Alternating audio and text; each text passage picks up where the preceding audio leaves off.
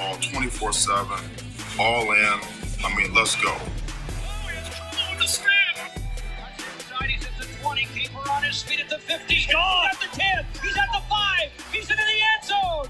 Touchdown, MSU. You are now locked into the State of the Spartans. Welcome to State of the Spartans. I'm your host, Evan Hayden. I'm the real host, Steve Jorgensen. Welcome to the show. We're doing it. We're podcasting. We are talking into an iPhone. We've talked about doing this for a long time.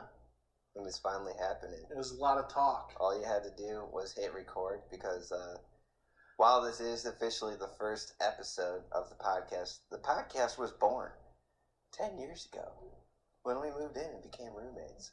Look at that. Our love for Spartan sports has just grown over the years and turned into maybe an unhealthy obsession. Yes. That's potentially caused some downfalls in other areas of our lives. And we love it. This thing is going to evolve, right? So we're just starting out. We're not professionals. We don't know what we're doing. Not yet. Not yet, exactly. So we're just starting out. We're getting there. And this thing could go in a lot of different directions. Right now we're going to focus on the Spartans. Maybe throw in a couple additional topics, but we're going to start with the Spartans. Stay around the main. So I hope you enjoy listening. I hope we bring you some exciting takes, but I don't think anything's going to be too electric to begin, but we'll see. Oh, we're going to bring it. We're going to have positive takes. They might not be super hot takes. On the show today, Spartans Buzz. My goodness, is it a good time to be a Spartan?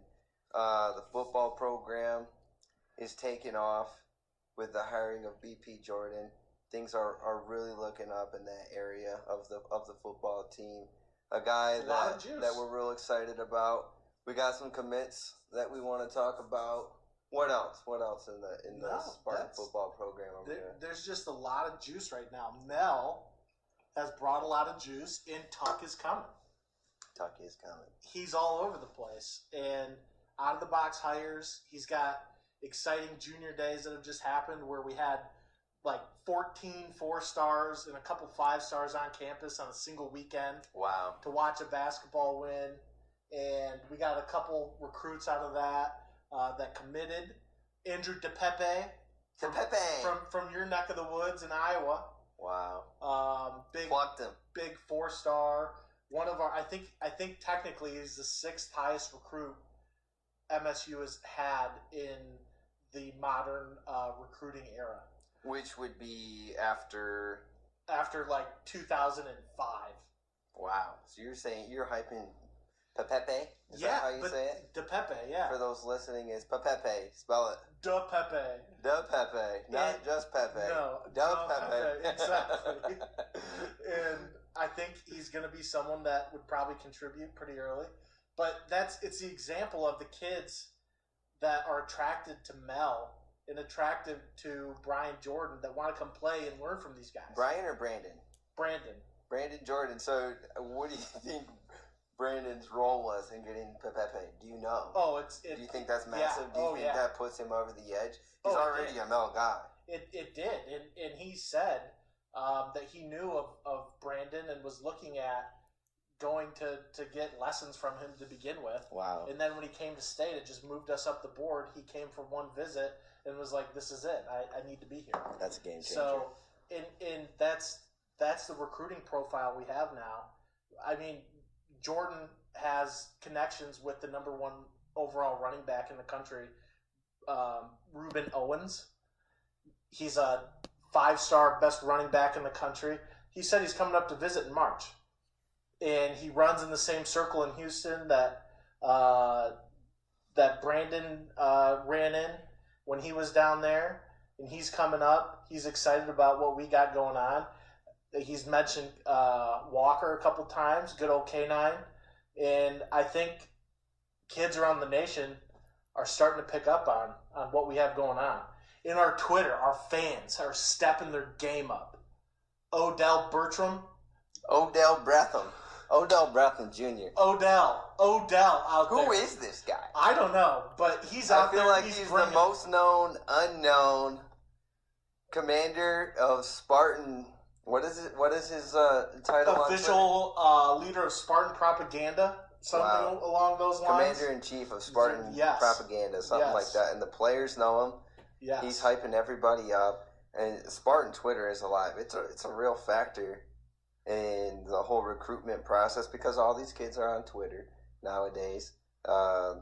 There's a large following. Everyone that's plugged in is reading the tweets, seeing who's liking what and doing this and that. He's going after opponents. Odell Beckham is, which is pretty interesting. I like it. It's spicy. Odell Beckham. There's swagger to the program. And I think just what Mel's done, he runs it like an NFL organization. Like he uses the word organization a lot. Mm-hmm. He has a director of player personnel. Khalif Saeed is basically our GM. And he is finding players in the portal. That he has a staff that reports to him. They're finding and turning over every leaf, and looking under every stone, and they're finding ball players, and it's exciting.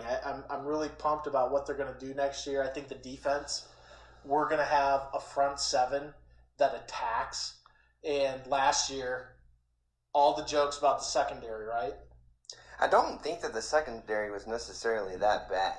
But they were not on the same page a lot of the time, and there was probably some freelancing happening in the linebacking core, and we just weren't getting pressure. Yes, exactly. And when we were playing Big Ten quarterbacks, C.J. Stroud, say what you want about Cade McNamara, but he is a good quarterback. He threw it all over. I mean, you name it. Everyone. I mean, we played some tough quarterbacks. The kid from Western Kentucky that you're real excited about, Zappe, he chucked it all over on us. So everyone, Bailey Zappi, future line. Zappe was doing his thing. But if we can really start getting some studs coming off the edge and really speeding up that clock, then I don't think coverage is a problem. We can bring back the same guys that we had last year even, and I think that will be fun. We're going to see boost just because of the front seven. We got a guy from Florida, Chris Boggle, was a high-end 4-star, almost 5-star, had offers from Bama. Tucker recruited him to Georgia, ended up going to Florida, but they were using him in an outside linebacker, almost, but more of like a 4-3 outside linebacker, and they were having him cover guys. Yeah, that's not. And he's a 6'4", 240, 250. He's an edge guy and an edge rusher, and we're going to utilize him, right? And immediately we're going to see that impact of him coming off the edge. It's just going to be a little quicker, I would say, than what our edge guys were doing last year. Panashuk, solid. Beasley, solid. Yeah. But they're try-hard guys. And that's good. You want guys to try hard, but you need talent. You need high-end athleticism to get where Mel wants to be, and that's winning a national title. Well, yeah, I mean, you bring up a good point with a guy like Bogle, extremely talented, maybe not utilized properly at his last stop, and I think that's where BP comes in. Yep. Big time. Now, do we want him to be able to cover? Yes. He needs to be able to drop. He can't just come in and be a pass rush specialist. With the other guys we brought in, I don't think so. You're just going to bring him in as a pass rush specialist? Yeah, and he's obviously going to have some drop back skills, but he needs to be able to rush and be our basically number one rush end. I'm pretty excited about that because our linebackers are going to be better blitzing. Windman, and the other guy, Creme Brulee from where'd he come from? Mississippi State, the other MSU, and I think they're going to bring some pressure. And it's just overall our linebackers are going to be immensely better. Our edge is going to be immensely better. I'm excited. So you bring up some good points. We got a top 5 recruiting class in the nation. At the moment. It's got to early. keep it up. It's early. At the moment. This time last year, I don't think we were on anyone's radar. Did we get out to a hot start like this last year? No. You're the man with all the info. I don't think we got some guys, but they weren't 4 stars. We were the 4 stars and 5 stars that we've offered, that we're having on visits, that we're talking about as legit people. It's quadrupled from any year we've ever had. Exciting. It's all very exciting. I expect us to definitely finish in the top 10. Yeah, and Mel wants top 5. And I don't think there's it's either that or bust. Right. Really, at this point, which is we've never had a top 10 class, and to say that this class is top 10 or bust, just shows you where Todd can take us, and I'm here for it. If he can recruit with Ohio State, which I think he can long term, he's building up to it. If he can recruit with them, we're on pace. We're going to be on our way to the natty. I mean, we're already passing the guys down the road. I guess real quick before we jump over, your takes on a quarterback, the quarterback situation in the future. Obviously, we know we got Peyton Thorne. Yeah. Right now, yeah. He's got 2-3 years less of eligibility, expecting to play at an all Big Ten level. Yeah. I think that we can win a national championship with him playing quarterback. I definitely think we can win the Big Ten. Yeah. I think at points last year, he was a Heisman candidate. Yeah. And Kenneth got all the attention, and rightfully so. And a lot of the things that Peyton Thorne did were probably because of Kenneth. Yeah. But we got a stable of backs coming. He's going to have a running game. He's going to have receivers. Keon Coleman, Jaden Reed's back, obviously. Mosley. We got the kid coming, the freshman coming in from the recruit from Washington. Jeremy Bernard, And I think with 2-3 years left to work with Peyton Thorne, I mean, does it come to a point where you want him to go pro so that we can move on? Because it looks like that quarterback room is... So Talk's not just going for one guy. He's going to stack the quarterback room as well. And they have Hauser in 22 that's on campus right now. He's going after Dante Moore, the 5-star from Detroit. So he's trying to stack them. And there has been some people coming out of the program saying that Hauser expects to start in year 2. Look out, Peyton. So, and not because it's been given to him, but because he thinks he's going to beat him out. And that's the right mentality. And so Peyton, going into this year, I think there is a ton of pressure on him because he's either going to have to get to 11 wins again and win some ball games.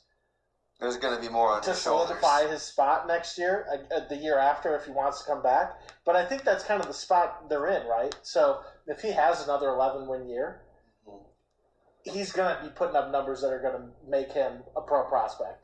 And he probably, that might be too strong, but there's a chance he's going pro anyway if they do that. If he doesn't get to 11 wins, and let's say he's at 8 or 9, then the heat's on.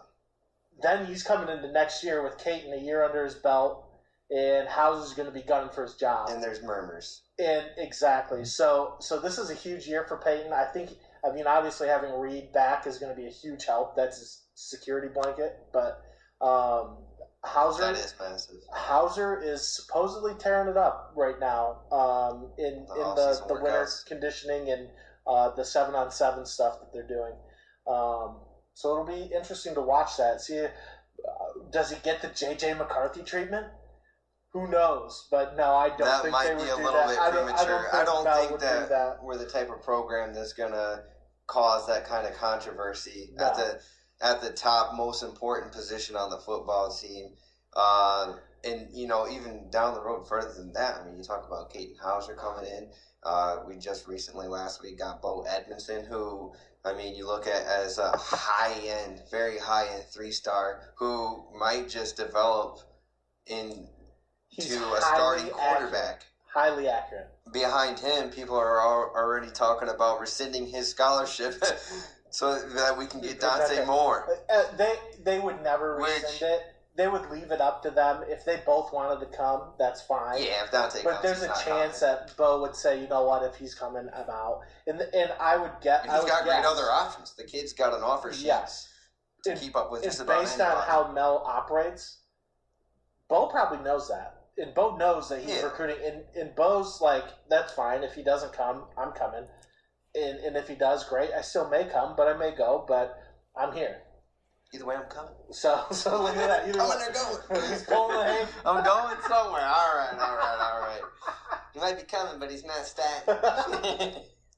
Okay. Oh, exciting times for Spartan sports. Lots going on. Let's switch it over to hoops. All right. Well, where do you want to pick it up? We'll take a break here, and we're gonna talk about a few hoops. It was getting a little dicey there. People were a little worried.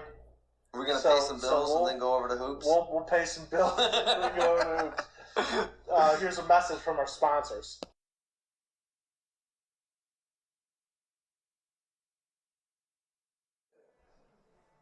Hell no. Not even close. We made the change because of two reasons. Slow starts. And, Tyson in the last 5 games has got 28 assists and 7 turnovers.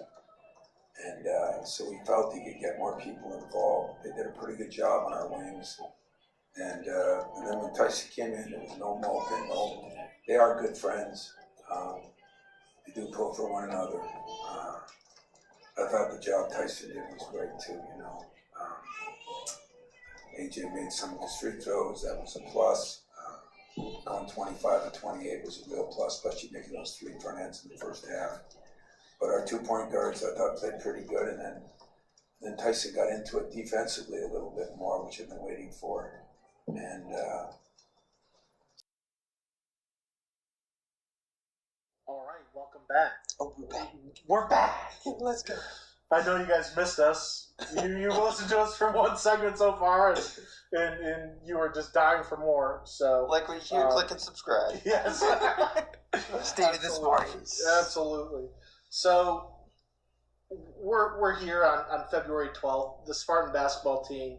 Don't forget to buy your flowers. Get ready, gentlemen. Yes, we're coming up on Valentine's. That's a great point, Evan. Great job. Hey, we're just looking out for you here at State of the Spartans. We want you to be locked into the State of the Spartans, but if you have a lucky lady out there, make sure you prioritize her on this one special day of the year. It's this day. It's her birthday. It's the holidays. Don't forget. Never. Don't be that guy. Otherwise, you won't be getting the tickets to the game this week. Exactly. Anyways, I'm sorry for jumping in there with the Valentine's. No, that's good. I think there's a good message to all. I hope people need to hear it. They do need to hear it. In case you forgot. Happy wife, happy life, right? Somewhat. Nah, I'm just kidding. I love you, baby. All right. So, Spartans got a big win today at home against Indiana. Looked really good. Really chippy out there. It did get chippy. 4 technical fouls. Hogard got ejected with 4 minutes to go. But I like the tenacity. As long as we can have that tenacity and not lose our composure, it can only make us better. And that's one thing that I kind of worry about with this team is when things get tough, when things get chippy, when games get tight and it's late, how are we going to respond? Because we don't have that guy. Yeah. And maybe we will get that guy tonight. We had some guys, but some people are starting to been emerge. Up and down. No one's been consistent every single game. Who's it going to be? Early on, Hogard, to me, was the difference in this game. He brought us all the way to the end. Yeah, he did get ejected, but he came out hot. He was getting people involved. He was scoring baskets. He was setting the pace.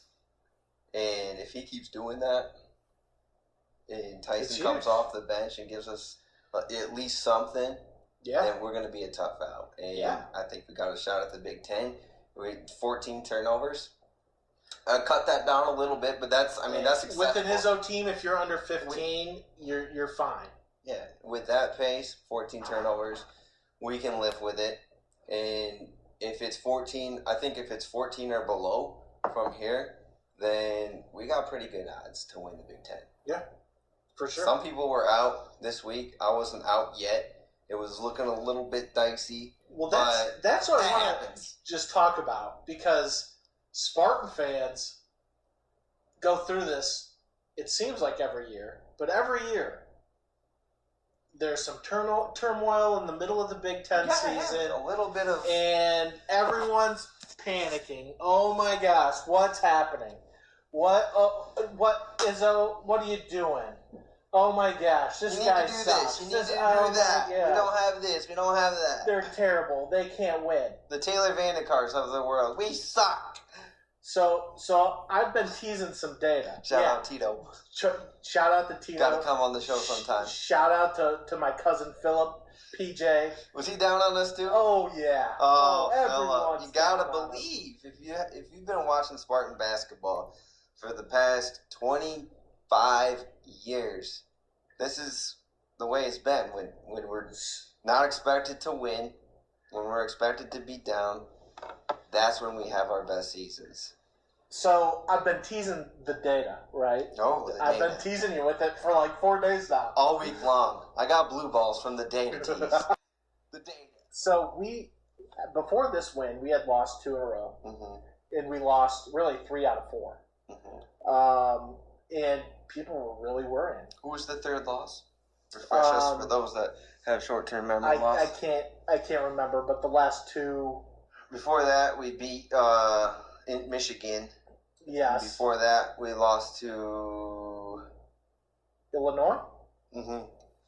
Illinois. Great comeback. Yeah. Just couldn't cap it. Just couldn't get. But so we had been looking down. The Michigan game was obviously a bright spot, but everything else, people were really down on us. And so I'm like, this is what we were supposed to be. This team isn't that good. We have no chance at the Big Ten. Now we can really come back to reality that this was just a soft schedule. This team isn't really all that. You can expect an early exit in March. So I got thinking, and just reflecting on previous seasons, I'm like, this is happening every year. It feels like it happens every year. So I checked. And over the last 12 years, how would you say our program's been? They've done pretty well? Yeah, blue bloods. Blue bloods? We're a blue blood. What do we got? We're a top 10 program. In the last 12 years, we've gotten 5 Big Ten titles, 3 Final Fours. We've had a couple hiccups here or there, but overall, we're always top 5 relevant. Program Always in the last relevant. 12 years. Last year was probably the worst year that we've had in the ISO era. And we're still, some really good teams, right? Absolutely. And even one Final Four, the Cassius year, 19, where we didn't even get a shot, but a lot of people think that we would have got there and potentially won the title. I would bet good money, and you know me, I'm a betting man. I know. I probably would have put anywhere confidence points 500. Depending on, what kind of run I'm on. If I got some money to play with, if I'm up on the house, potentially putting $50 on the Spartans to win that national championship. Not just go to the Final Four, but under Cash's leadership. They almost did it the year before. So that's a damn shame. But anyways, over the past 12 years, you've ran some comps. What does it look like? Have we had losing streaks in February? It's not even about the comps. What it is, So looking back over the last 12, in 9 of the 12 years, we have had a 3-game losing streak in the Big Ten. Wow. Between anywhere from early January to mid-February. 9 of 12 years, we have a 3-game losing streak in the Big Ten. Which... You think a 3-game losing streak, you're thinking there's no way you're winning a Big Ten title if you have a 3-game. Right. But they find a way and they do it. And it's every year. And it's never been more than 3, has it? Maybe One once or year twice. They had 4. What year was that? That was the last year where they struggled to make the tournament. No, not last year. I take that back. It might have been last year, or there was a period where they lost 3, won 1, and lost 2 or 3 before that. But the other year was the year that they played UCLA. They actually played UCLA again in the first round another year. I want to say it was in the 14-15 range, somewhere around there, where they lost in the first round to the UCLA had that big Josh Smith center that was like 6'11", 340 pounds. But that year where they struggled to make the tournament, and they got in, I think, as like a 10 seed, and they played a 7 seed, or they were a 9 and playing UCLA the 8. But we haven't even done that. We've lost 2 games. We lost 2 in a row. We bounced right back. So what does that say? So Now we're due for a 3-game losing streak. So I honestly thought we were going to lose today. You did. I Is that really why? thought. That's why. Just That because is why, of because historical if we were going reference? if we were going to lose 3 games stretch, it would have been today. A And that hungry would have Indiana capped the team. But Yeah. I think Indiana was a little bit, of medicine for, not medicine, but it's kind of just what the doctor Well, ordered for us. A team that had some drama, had Yeah. some suspensions, wasn't necessarily playing their best ball, also coming off back-to-back losses. Yes. But that is very interesting. Yeah, if we would have played a better team, things could have been different today, but we ended up rolling. And on the surface, it seems like everything's fine. Exactly. So just like every year, keep that in mind, everybody, that at some point we're likely to lose 3 games in the Big Ten, and guess what? It's going to be okay, because the Big Ten is tough as balls. I'm sure if you look at a lot of other teams, you're going to see similar trends. I honestly don't know that Probably. you will from blue blood Why are we programs so hot and like cold? like Duke. I can't imagine they Yeah. have, or Kansas, But they're not in the or Big Ten, the toughest, North Carolina, toughest conference in America. or any of those big Kentucky. I have a hard time believing that they're losing 3 games in a row. Yeah, they have there's 9 out just of a 12 lot years. of bad teams in those conferences, a lot of bad programs. There's not a bad program in the Big Ten. I honestly think it's just something that Izzo does. You think he tanks? I don't think he tanks. I think, Pull and, some and I don't think strings. he's not trying, but I think he might even just wear his team down in practice for like a good month stretch here. Yeah. And run them extra hard, and to where games seem like they're dead and they're not. And then all of a sudden he starts to loosen it up, I think, in March. Starts to pull some strings. And back off how hard they're practicing. And then games, all of a sudden, it feels like they're like super fresh and they can get to more loose balls. Their jumpers start falling because they don't have dead legs. I feel like there might be something there. A little bit of that, just a little bit of a grind, a little bit of a mid-season grind to really toughen up the team for Yes. the long stretch. Yes. That is an interesting take, and I think you might have something there. And I'd be interested to ask Izzo personally. He's not going to give About away the that. secret sauce. What's the secret sauce? I like where your head's at there. I also think that there's the physical side of that, but there's also the mental Yes. aspect where Absolutely. he knows the move and he's waiting to make the move until he wants to make the move. A la starting Hogard tonight. Everyone was wondering what's wrong with the team, what's the move that we need to make. I think Izzo already knew if this happens, then this happens. If Walker starts to struggle with the toughness of the Big Ten competition, well, I know Hogard, while he can be up and down, if I give him the start, he's going to get pumped up and he's going to go out and score and make things happen. And then Walker's going to see that and he's going to say, well, hold on a second. Hold on a second. I got something to say about that. I'm still a pretty good ball player too. And then boom, off the bench, 15 points. Hogard gets a little too carried away, ends up getting ejected. And Walker just closes it out for us. Like, could you write a better script for a late season lineup change, than what Izzo just did? Yes. It was perfect. And that's another thing I think is a little different that Izzo does. He notoriously plays a lot of people, and he fiddles with his lineup a lot. And I feel like he does that. He doesn't in the starting lineup this year, but rotation as far as who's coming in first, Who's playing together, what's happening. Yeah. It's always been Hall, pretty much. Yes, off the bench. Who's he coming in for? Hauser? Almost always. Or because once again, that's a whole other topic. Hauser, we can talk about. Joey. We can talk about Hauser for an hour. I know. We're gonna house that one. We're gonna house it. That's for the next one. But yes. So with all that said, I do think we're going to see an upward tick here. I think we're going to be... Schedule's tough. It is, but we have a lot of them at home. A lot of the tough games at home. We have... Penn State on the road next. Yes, Penn State's on the road, and I think scrappy Penn State. Illinois comes in for a revenge game. Yep. So things are starting to come to a head in the Big Ten. Exciting times. Blew the doors off Indiana on a Saturday afternoon. Hype crowd. Now we're going down to Penn State. Happy difficult. Valley. Different atmosphere. Might not be quite electric, but you know they're going to bring it. They always bring it when they play us, so we got to be ready. I like this, the whole guard start. I think you continue with that. I think you got to keep everything else the same as far as the rotation goes, because this may have just been our best game of the season. Yeah, it's right up there. Keep it going. And I hope they do keep it going, and it's going to be neck and neck. I think Purdue has 3 losses in the Big Ten, and then Illinois, Wisconsin, us have 4 losses in the Big Ten.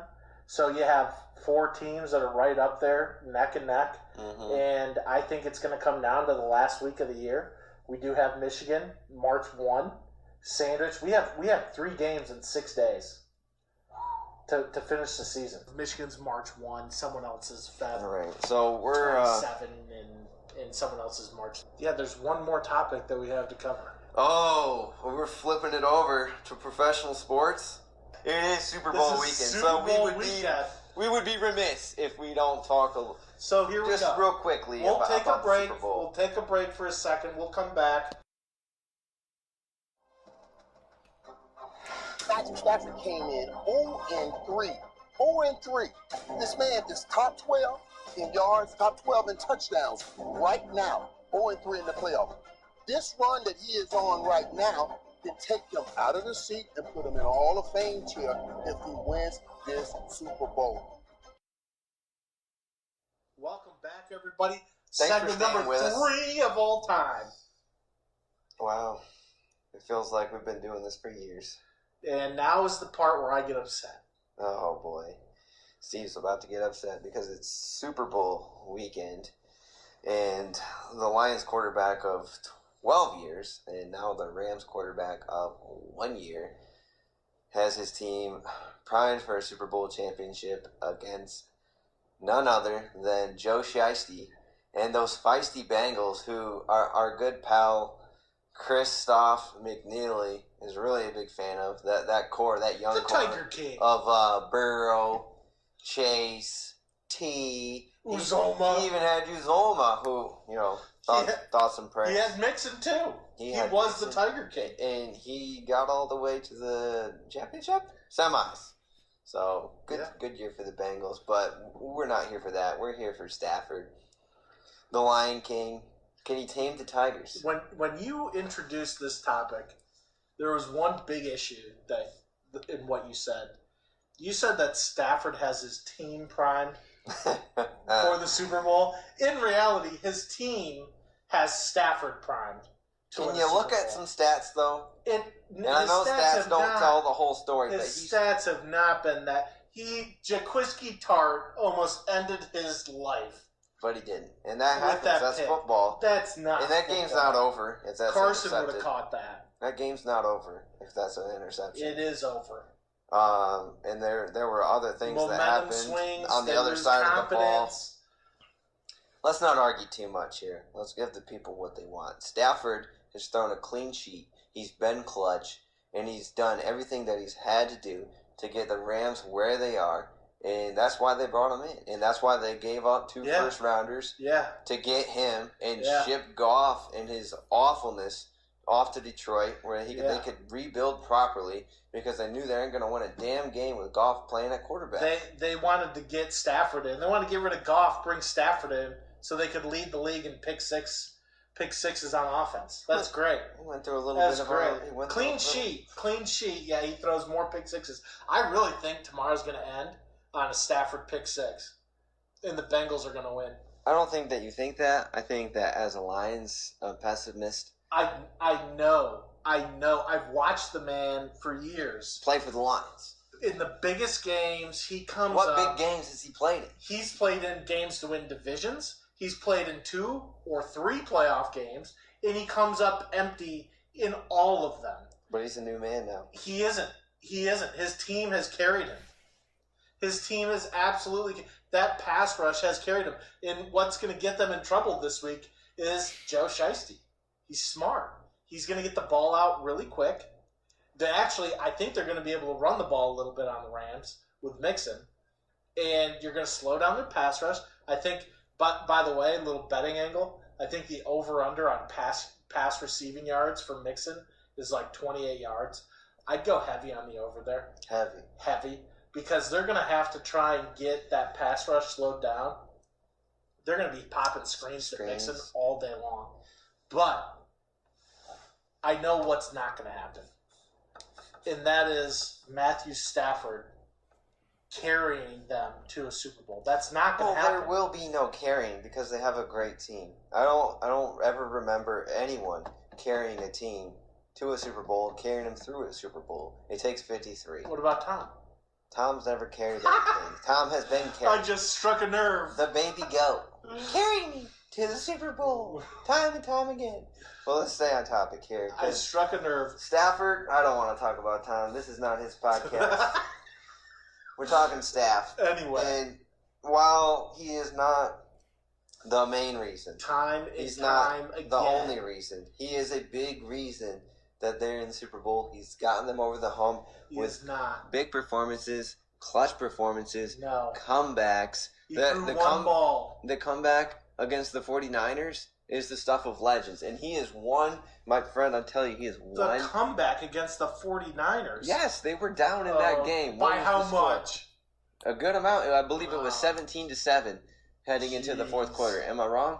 I don't remember. And then the week before that, put them out to a big lead. And then when things were looking dire, it was looking like Tom had pulled the proverbial rabbit out of his ass yet again. What did Stafford do? He got lucky on one blown coverage. He threw a dime. Like you've seen him do time and time again, right in stride, and boom, they win the game. Now they go on to beat the 49ers. And he's not that good. He's not that guy. He's not Joe Burrow. He's not that guy. And people act like he is. At first, and I cannot But you got to give him a little bit. I cannot stand hearing from Kelly Stafford. She is the worst. I know a lot of people hate. They've been nothing but great to Detroit. I don't understand your hate. She threw us under the bus. You're throwing him under the bus. She is awful. She is worse than Brittany Mahomes. Has he played? She's worse than Jackson Mahomes. Has he played better or worse than Tom Brady played on his Super Bowl run last year? About the same. Better. Much better. Not much better. Much better. Tom Brady threw 3 interceptions against the Packers. Their defense carried them. So it does take a team. But in Stafford, the jury's still out. He's not an old man. And he's going to play about 7 more years with the Rams. But he is a problem. He is a problem. Well, if Super Bowls are problems, then I'd like to have those problems. He's not going to win it. I'm telling you, he's not going to win it. So what's your prediction? My prediction is Joe Shiesty with a Joey B 26-17 victory. Is that because of the squares that you got in Chris's little no. $5 square raffle? We'll have to have Chris double check that and see if that actually is a landing spot. But that's what's going to happen. He is going to move the ball down the field. He will not make the crucial mistakes. Stafford will throw picks. He will have fumbles. I predict Stafford will have minimum 3 turnovers. Wow. Well, I must throw a little disclaimer before I give my predictions that I do have. I put through $5 on Bengals to win the Super Bowl before the Chiefs game.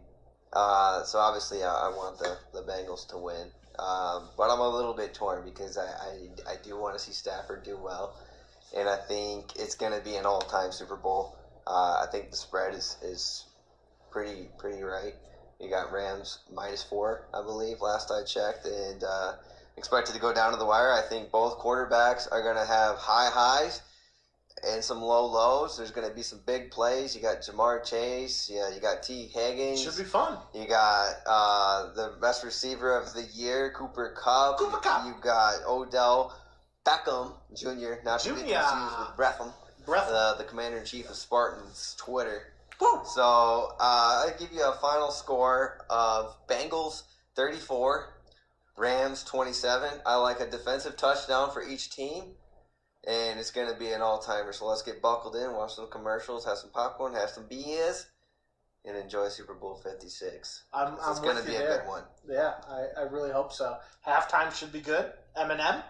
Oh, this is the closest Detroit might ever get to a Super Bowl. You got Marshall Mathers and Matthew Stafford in the Super Bowl. The Lions will be in the Super Bowl. All right, folks. Thanks for tuning in. This was a lot of fun. It really was. Let's do it again. I really enjoy it. I hope you guys got some good bits out of it. Maybe a couple laughs here from Tony. But yeah, we'll be back. We're gonna put something else together here, and we thank you all for listening. And we'll see you soon. Peace.